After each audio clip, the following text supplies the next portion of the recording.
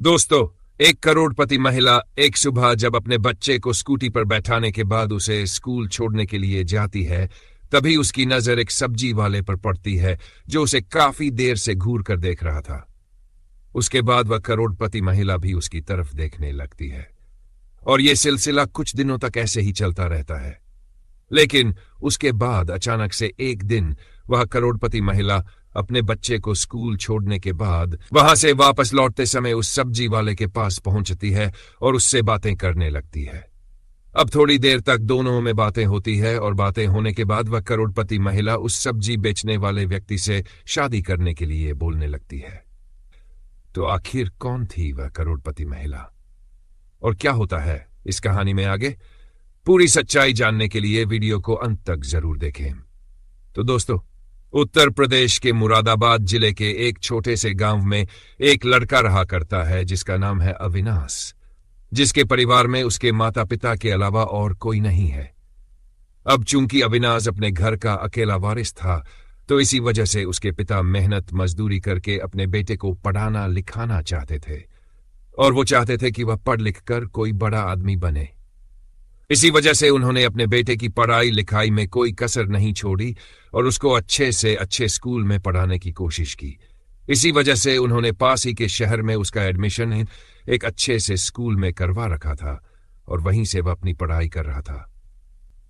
अब अविनाश जब 10वीं क्लास में होता है, तभी उसके क्लास में एक नया एडमिशन होता है, एक लड़की का, जिसका नाम होता है चांदनी। अब चांदनी को जैसे ही अविनाश देखता है तो वो उसे पसंद करने लगता है और मन ही मन चांदनी से प्यार करने लगता है। इसी वजह से जब अविनाश क्लास के अंदर बैठा हुआ था तो वो चांदनी को घूरता रहता और शायद इस बात को चांदनी भी नोटिस कर लेती है। अब धीरे धीरे समय बीतता है और समय के साथ साथ उनकी 12वीं क्लास भी कंप्लीट होने को आ जाती है। अब जैसे ही 12वीं क्लास का पेपर होने वाला था तो उससे कुछ दिन पहले ही अविनाश हिम्मत करता है और हिम्मत करके चांदनी से अपने मन की बात कह देता है। अब चांदनी अविनाश को काफी दिनों से ये सब कुछ करते हुए देख रही थी, तो उसके दिल में भी कहीं न कहीं अविनाश के लिए प्यार जाग गया था। तो वह भी अपने प्यार का इजहार अविनाश से कर देती है और दोनों एक दूसरे से प्यार भरी बातें करने लगते हैं। इसके कुछ दिनों बाद दोनों का एग्जाम हो जाता है और एग्जाम होने के बाद वो दोनों एक दूसरे से अलग हो जाते हैं। लेकिन तभी जब अविनाश आगे की पढ़ाई करने के लिए ग्रेजुएशन में एडमिशन लेता है तो उसी कॉलेज में चांदनी भी एडमिशन ले लेती है। अब चूंकि दोनों एक ही कॉलेज में फिर से आ गए थे, तो यहां पर अब वे दोनों एक दूसरे से बहुत ही ज्यादा प्यार भरी बातें करने लगते हैं और एक दूसरे के साथ काफी ज्यादा समय व्यतीत करने लगते हैं। अब धीरे धीरे समय बीतता है और समय के साथ साथ अविनाश की पढ़ाई पर इसका बुरा असर पड़ने लगता है, क्योंकि अविनाश अभी तक पढ़ने लिखने में काफी अच्छा खासा था। लेकिन जब से वो चांदनी के प्यार में पड़ा था तो उसके बाद से वो ज्यादा पढ़ाई लिखाई पर ध्यान नहीं देता था और केवल चांदनी की तरफ ही ध्यान देने लगता था। अब दोनों के पास एक दूसरे के फोन नंबर थे, तो अक्सर वो दोनों फोन पर एक दूसरे से घंटों बातें किया करते थे। इसी दौरान कॉलेज का 2nd ईयर का रिजल्ट आता है और उस रिजल्ट में अविनाश फेल हो गया था और चांदनी अच्छे नंबरों से पास हो गई थी। अब यह बात जब चांदनी को पता चलती है तो चांदनी को काफी ज्यादा बुरा लगता है और इसी वजह से चांदनी अब अविनाश से दूरी बनाने लगती है, क्योंकि वह अविनाश को स्कूल के टाइम से जानती थी, तो वह अच्छा खासा पढ़ाई लिखाई किया करता था। लेकिन जब वह उसके साथ बातचीत करने लगा था, उसके बाद से उसने पढ़ाई लिखाई पर गौर देना बिल्कुल भी बंद कर दिया था और वह नहीं चाहती थी कि अविनाश उसकी वजह से अपनी पढ़ाई लिखाई को बर्बाद करे। तो इसी वजह से वह उसे फोन पर बात करना भी बंद कर देती है और कॉलेज में भी बात नहीं किया करती है। अब यह बात अविनाश को बहुत ज्यादा बुरी लगती है और वह बार बार चांदनी से बात करने की कोशिश करता है, लेकिन चांदनी किसी भी तरह से उससे बात नहीं करना चाहती और अपनी फाइनल ईयर की पढ़ाई करने लगती है। अविनाश फाइनल ईयर में आता तो है, लेकिन बिना चांदनी के उसका कॉलेज में मन नहीं लगता है और वह फाइनल ईयर का पेपर भी नहीं देता। उससे पहले ही अपनी पढ़ाई लिखाई छोड़कर अपने घर पर बैठ जाता है। अब अविनाश के माता पिता ये देखकर उससे पूछते हैं, बेटा क्या हुआ, तो अपने माता पिता को इस बारे में कुछ नहीं बताता है और कहता है कि अब मैं पढ़ाई लिखाई नहीं करूंगा और आगे से मैं रोजगार करूंगा और रोजगार करके अपना जीवन व्यतीत करूंगा। अब ये बात सुनकर उसके माता पिता उसे बार बार उन बातों को याद दिलाया करते हैं कि किस तरह से वह मेहनत करके उसे पढ़ा लिखा कर बड़ा आदमी बनाना चाहते थे। लेकिन अविनाश ने उनके सारे अरमानों पर पानी फेर दिया। अब अपने माता पिता की ये बात सुनने के बाद भी वो उनकी बात नहीं मानता है और अपने पिता के साथ मजदूरी पर जाने लगता है। अब उसे ऐसा करते हुए देखकर उसके माता पिता उसे समझाकर थक चुके थे। इसके बाद वो लोग भी उसे उसके हाल पर छोड़ देते हैं। अब अविनाश को बार बार चांदनी की याद आया करती और इन्हीं यादों के कारण अविनाश अब शराब भी पीने लगा था। अब ऐसे ही एक दिन जब वो शराब पीकर घर आता है तो ये देखकर उसके माता पिता को बड़ी बुरी लगती है, क्योंकि वो उनका इकलौता वारिस था और वह भी अब शराबी बन चुका था। उसके बाद वे सोचते हैं कि क्यों न इसकी शादी करा दी जाए, तो वो उसकी शादी के लिए इधर उधर लड़की ढूंढने लगते हैं। अब इस बात का जब अविनाश को जैसे ही पता चलता है कि मेरे माता पिता मेरी शादी के लिए लड़की ढूंढ रहे हैं, तो वह अपने घर वालों से शादी के लिए साफ साफ इनकार कर देता है और कहता है, मैं जिंदगी में शादी नहीं करूंगा क्योंकि मुझे ऐसी जिंदगी पसंद नहीं है और आगे चलकर जो मेरे बच्चे होंगे वह भी इसी जिंदगी को जिएंगे। अब उसकी ये बात सुनकर उसके माता पिता बड़े परेशान हो जाते हैं, क्योंकि उनका वो इकलौता लड़का होता है और वो भी अब शादी करने से मना कर रहा है। इसी वजह से वे ज्यादा ही परेशान रहने लगते हैं और इसी परेशानी के चलते धीरे धीरे करके उसके माता पिता बीमार रहने लगते हैं। अब इधर जो अविनाश होता है वह चांदनी के घर बाहर जाया करता और उसे दूर से देखा करता, लेकिन चांदनी उसे देखने के बाद भी उसकी तरफ बिल्कुल भी ध्यान नहीं देती थी और ऐसे ही अपने जीवन हंसी खुशी रहने लगती है। इधर जो अविनाश के माता पिता होते हैं उनकी तबीयत कुछ ज्यादा ही खराब रहने लगी थी और अविनाश जितने भी पैसे मेहनत मजदूरी करके लाया करता उन पैसों से खुद ही शराब पी जाया करता और अपने माता पिता की तरफ बिल्कुल भी ध्यान नहीं देता था। इसके बाद एक दिन अविनाश को पता चलता है कि चांदनी की शादी हो चुकी है और वो भी एक करोड़पति लड़के से, और वह शादी होने के बाद अपने पति के साथ बहुत खुश है। और ये बात सुनकर अविनाश पूरी तरह से टूट चुका था, क्योंकि अब तक भी वो उससे प्यार किया करता था और उसी के साथ जीवन जीने के सपने संजो रखे थे। लेकिन अब वो कर भी क्या सकता था, क्योंकि चांदनी का पिता काफी पैसे वाला था और जिसके साथ चांदनी की शादी हुई थी वह भी करोड़पति व्यक्ति था, तो ऐसे में वो उसके आसपास भी नहीं भटक सकता था। अब इस बात का उसे बड़ा अफसोस होता है। लेकिन इसी दौरान उसे एक और बुरी खबर सुनने को मिलती है कि उसके पिता की बीमारी के चलते मौत हो चुकी है और घर के अंदर अब कमाने वाला केवल वही रह गया है, और अगर नहीं कमाई करेगा तो घर का चूल्हा नहीं जलेगा। इसके बाद अविनाश शराब पीना बंद कर देता है और अपने घर का भरण पोषण करने के लिए अच्छी तरह से मेहनत मजदूरी करने लगता है और अब वह अपनी मां का अच्छे से इलाज करवाता है और मां को इलाज करवाने के बाद अच्छी तरह से उन्हें अपने घर के अंदर रखने लगता है। अविनाश अब रोज मेहनत मजदूरी किया करता और मजदूरी करने के बाद अपनी मां का अच्छी तरह से भरण पोषण कर रहा था।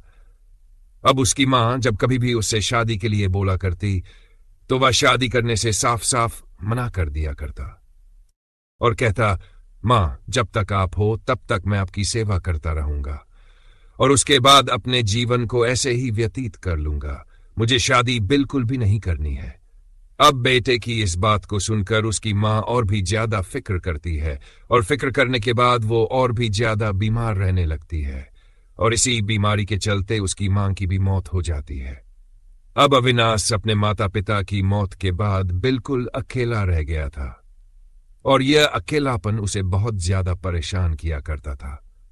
इसके बाद अविनाश अपने उस घर को बेच देता है और वहां से किसी दूसरे शहर में जाकर रहने लगता है। वहां जाकर एक किराए का मकान लेता है और उस मकान के अंदर रहा करता है। अब दिन के समय में वह सब्जियों का ठेला लगाया करता और अपनी सब्जियों को बेचा करता और इसी तरह घूमते घूमते एक दिन वो एक चौराहे पर जाकर खड़ा हो जाता है और वहां पर आवाज लगाकर अपनी सब्जियों को बेच रहा था और अब तक उसे चांदनी से अलग हुए लगभग 5 साल हो चुके थे। इन 5 सालों तक ना तो अविनाश ने शादी की थी और ना ही उसने किसी लड़की की तरफ नजर उठाकर भी देखा था। वह जब भी अपनी सब्जियों को बेचा करता तो हमेशा अपना सिर नीचे की तरफ रखा करता, और जो भी सब्जियां खरीदने के लिए आया करता तो वह उनको सब्जियां दे दिया करता और बिल्कुल भी उनकी तरफ देखता भी नहीं था। अब एक दिन वह उसी चौराहे पर अपना ठेला लगा रहा था और ठेला लगाते हुए अचानक से उसकी नजर एक स्कूटी पर पड़ती है जिसे एक महिला चला रही थी। और वो औरत वैसे तो हेलमेट पहन रखी थी, लेकिन उसे देखने के बाद उसे किसी की याद आ जाती है। अब उस महिला के आगे एक बच्चा बैठा हुआ था और वह महिला अपने बच्चे को स्कूल छोड़ने के लिए जा रही थी। इसके बाद अविनाश आते जाते उस महिला को देखने लगता है और यह बात वह महिला भी नोटिस कर लेती है। अब ऐसे करते हुए उसे 3-4 दिन बीत जाते हैं और 3-4 दिन बाद अचानक से वह महिला अपनी स्कूटी को लेकर उसके पास आ जाती है और वहां जाकर उससे सब्जियों का मोल भाव करने लगती है। और जैसे ही वह पूछती है सब्जियां का क्या रेट है, तो अविनाश एकदम से उसकी आवाज को पहचान लेता है और उससे कहता है, तुम तो चांदनी हो ना। तो इसके बाद वह महिला अपने चेहरे से कपड़ा हटाती है और उसको अपना चेहरा दिखा देती है। इसके बाद चांदनी उससे उसके बारे में पूछने लगती है। तो अविनाश उससे कहता है, मेरी छोड़ो, तुम सुनाओ, तुम कैसी हो। तो चांदनी कहती है, मैं तो ठीक ठाक हूं, लेकिन तुम ये बताओ कि तुमने अपना क्या हाल बना रखा है। तो अविनाश कहता है, क्या हाल बना रखा हूं, सही तो हूं, अच्छा खासा तुम्हारे सामने खड़ा हूं और अपने काम को करके अपना पेट भर रहा हूं। तो चांदनी कहती है, नहीं, ये बात नहीं है, मैं तो ये कह रही थी कि तुम अच्छी खासी पढ़ाई लिखाई किया करते थे, लेकिन आज तुम ऐसा काम करने पर क्यों मजबूर हो। तो अविनाश उसे बता देता है कि मेरे माता पिता अब इस दुनिया में नहीं रहे, तो उसके बाद मैंने गांव वाला घर बेचकर यहां पर आ गया हूं और यहीं पर अपनी जिंदगी को गुजर बसर कर रहा हूं। अब उसकी बात सुनने के बाद चांदनी उससे शादी के बारे में पूछती है कि तुमने शादी नहीं की। तो वो कहता है, नहीं चांदनी, मैंने शादी नहीं की है। तो चांदनी पूछती है, क्यों भाई, ऐसा क्या हुआ जो तुमने शादी नहीं की। तो वह कहता है, तुम्हें पता तो है मैं तुमसे प्यार किया करता था और तुम ही अब तक मेरे दिल में बसी हुई हो और मैं तुम्हारे सिवा किसी और से शादी के बारे में सोच भी नहीं सकता। लेकिन खैर छोड़ो, तुम सुनाओ, तुम कैसी हो। जिस बच्चे को तुम छोड़कर आती हो, क्या वह तुम्हारा बच्चा है। तो चांदनी बताती है, हां, वह मेरा बच्चा है। इसके बाद चांदनी उससे कुछ सब्जियां खरीदती है और सब्जी खरीदने के बाद उसे कुछ पैसे देने लगती है, लेकिन अविनाश पैसे लेने से चांदनी को मना कर देता है। तो ये देखकर चांदनी उससे कहती है, चिंता मत करो, मेरे पास बहुत रुपए पैसा है, ऐसी कोई बात नहीं है और तुम अपने पैसे ले लो। ऐसा कहकर चांदनी उसे पैसे दे देती है और पैसे देने के बाद वहां से चली जाती है।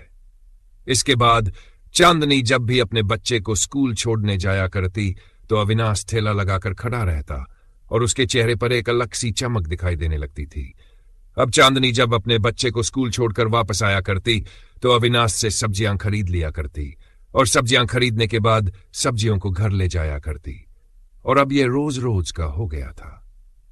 अब एक दिन अचानक से चांदनी अविनाश के पास आती है और उससे कहने लगती है, अविनाश, मैं तुमसे शादी करना चाहती हूं। अब इस बात को सुनकर अविनाश बड़ा हैरान हो जाता है और कहने लगता है, चांदनी, तुम ये क्या कह रही हो। तो वह कहने लगती है, अविनाश, मैं सही कह रही हूं, मैं तुमसे शादी करना चाहती हूं। कॉलेज के टाइम में मैं तुमसे बात करना इसलिए बंद कर दी थी कि ताकि तुम अपनी पढ़ाई लिखाई पर फोकस करो और अपनी जिंदगी में कुछ बड़ा करो, और अगर तुम अच्छे से पढ़ाई करते तो शायद मैं तुमसे शादी करने के लिए अपने घर वालों से बोल पाती, लेकिन तुमने तो कॉलेज आना ही बंद कर दिया और फाइनल ईयर के पैर तक भी नहीं दिए थे। तो तुम्हें मैं किस मुंह से अपने घर वालों को बताती कि मैं तुमसे शादी करना चाहती हूं। लेकिन अब मैं चाहती हूं कि अब मैं तुमसे शादी कर लूं। अब यह सुनने के बाद अविनाश उससे कहता है, यह बात तो ठीक है कि तुम मुझसे शादी करना चाहती हो, लेकिन तुम्हारा बच्चा है, तुम्हारा पति और तुम्हारा अच्छा खासा घर परिवार है, और अगर तुम उन लोगों को छोड़कर मुझसे शादी करोगी तो लोग क्या क्या कहेंगे और तुम अपने पति को क्या जवाब दोगी। तो इसके बाद चांदनी उसे बताती है, ऐसी बात नहीं है, दरअसल मेरे पति की मौत 1 साल पहले ही हो चुकी है और उसके बाद मैं अपने बड़े से घर में अकेली रहा करती हूं।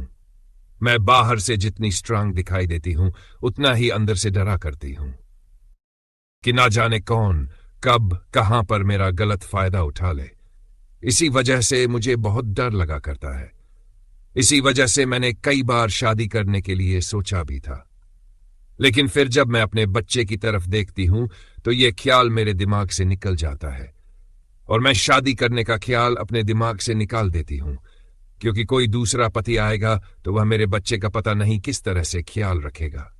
और मुझे तुम पर विश्वास है कि तुम मेरे बच्चे को पिता का प्यार दे सकते हो। इसी वजह से मैं तुमसे शादी करना चाहती हूं। उसके बाद अविनाश एक बार फिर से सोच विचार करता है और कहता, नहीं, ऐसा नहीं होगा। समाज वाले हमारे बारे में गलत तरह की बातें बनाएंगे और कहेंगे कि प्रॉपर्टी के लिए मैंने तुमसे शादी कर ली, लेकिन उन लोगों को हमारे प्यार के बारे में क्या पता होगा। तो चांदनी उससे कहती है, समाज के बारे में तुम्हें कोई भी चिंता करने की जरूरत नहीं है, क्योंकि मेरे पति अकेले थे इस दुनिया में और उनका कोई भी नहीं था, और अब उस प्रॉपर्टी की मालकिन मैं खुद हूं। तो तुम मेरे साथ शादी कर लो और हम दोनों एक साथ हंसी खुशी जीवन बिताएंगे, और तुम मेरे बच्चे को अपना बच्चा समझकर पाल सकते हो। इसके बाद अविनाश थोड़ी देर तक सोच विचार करता है और सोच विचार करने के बाद वह भी शादी के लिए राजी हो जाता है, और कुछ दिनों बाद वो दोनों एक दूसरे से शादी कर लेते हैं। और शादी करने के बाद चांदनी के घर में ही अविनाश रहने लगता है और उसके बिजनेस को संभालने लगता है। अब धीरे धीरे चांदनी का बेटा जो स्कूल जाया करता है वो भी अविनाश को अपना पिता मानने लगता है। अब इसी तरह से वो तीनों एक दूसरे के साथ हंसी खुशी अपना जीवन व्यतीत करने लगते हैं। तो दोस्तों, ये थी एक छोटी सी प्रेम कहानी एक लड़के और एक लड़की की, जो एक दूसरे से बेइंतहा प्यार किया करते थे। लेकिन फिर उन दोनों के बीच कुछ ऐसा हो जाता है जिस वजह से वो दोनों एक दूसरे से अलग हो जाते हैं, लेकिन बाद में फिर एक दूसरे से मिल जाते हैं। अब आप क्या कहना चाहते हो अविनाश और चांदनी के बारे में? आपकी जो भी राय हो कमेंट सेक्शन में लिख सकते हो और लोगों के साथ शेयर कर सकते हो। और अगर आपको ये वीडियो अच्छी लगी हो तो वीडियो को लाइक और चैनल को सब्सक्राइब जरूर करें। मिलते हैं किसी नेक्स्ट वीडियो में किसी नए टॉपिक के साथ। तब तक के लिए